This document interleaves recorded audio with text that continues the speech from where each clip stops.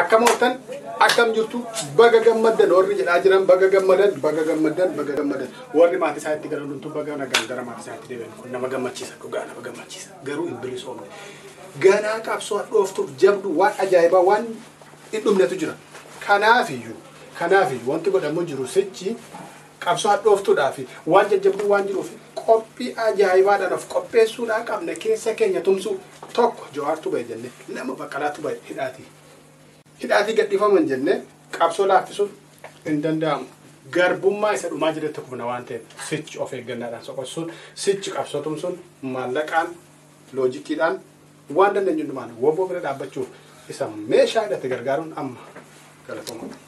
Aragaa qophii ajaa'iba kan nuti tolee jiru gaa baga gammadde ilmaan Oromoo keessaaf alaa jirtan baga gammaddanii gammachuun keenya nuti dhagaamee jira guyyaa kaleessaa qabee hidhamtoonni siyaasaa keenya nu baanii jiru waan ta'eef gammachuun keenya hanga dhumaatti garuu waan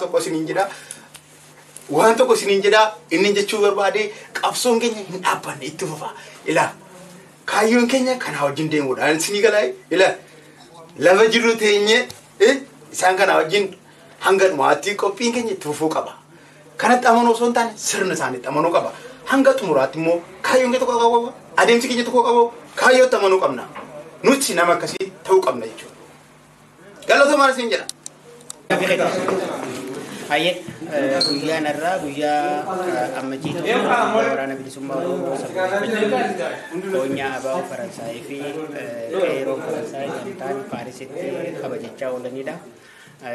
Guyyaan kun akkuma beekamu seenaa waraana bilisummaa Oromoo guyyaa kabajaa qabu.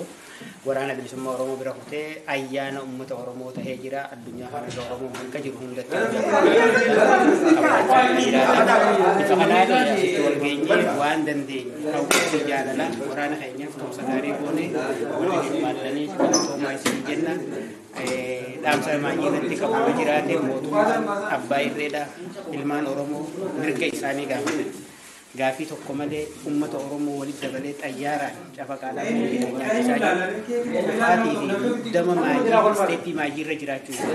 Kanaaf ajjechaan daangaa dabre takkaa uummata duuba deebisee hin beeku. Uummanni haga miccii hacuuccaan diinaa itti jabaatu qabsoodhaaf lafaa kaa'a. Kun duubatti nu deebisu gaggeessaa abdii murtatinaa jabaadhaa guyyaa waraana bilisummaa baraan haa jiraatu uummata Oromoo.